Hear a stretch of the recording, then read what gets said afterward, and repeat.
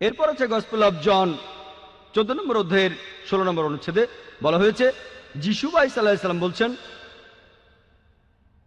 আমি পিতার কাছে প্রার্থনা করব, তিনি সাহায্যকারী পাঠাবেন যে সবসময় তোমাদের সাথেই থাকবে।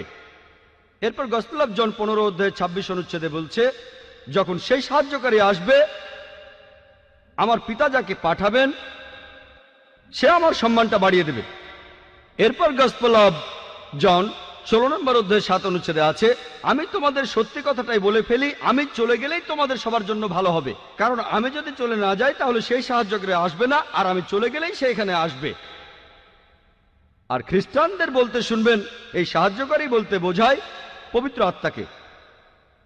এখন ভালো করে দেখেন, গসপেল অফ জন 16 নম্বর অধ্যায়ের 7 নম্বর অনুচ্ছেদ বলছে, তোমাদের আমি সত্যি কথা বলছি, যিশু তার শিষ্যদের বলছেন, তোমাদের আমি সত্যি কথা বলছি, আমি চলে গেলে তোমাদের জন্যই ভালো হবে, কারণ আমি চলে না গেলে সেই সাহায্যকারী আসবে না, আমি চলে গেলেই সে এখানে আসবে। সাহায্যকারীর পৃথিবীতে আসার শর্ত হলো যে যিশু বা ঈসা আলাইহিস সালাম চলে যাবেন, তিনি চলে গেলেই সাহায্যকারী তারপর এখানে আসবেন। আমরা জানি যে পবিত্র আত্মা তখনও ছিল যিশুকে যখন ব্যাপটাইজ করা হয়, এমনকি যীশু খ্রিস্ট জন্মানোর আগেও পবিত্র আত্মা সেখানে ছিল যখন তিনি মায়ের গর্ভে ছিলেন।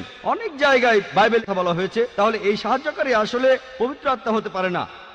এরপরে দেখবেন এই সাহায্যকারী শব্দটা যদি গ্রিক বা অ্যারামাইক ভাষা দেখেন, গ্রিক ভাষায় এই শব্দটা হলো প্যারাক্লিট, এটার অনুবাদ করা হয়েছে সাহায্যকারী।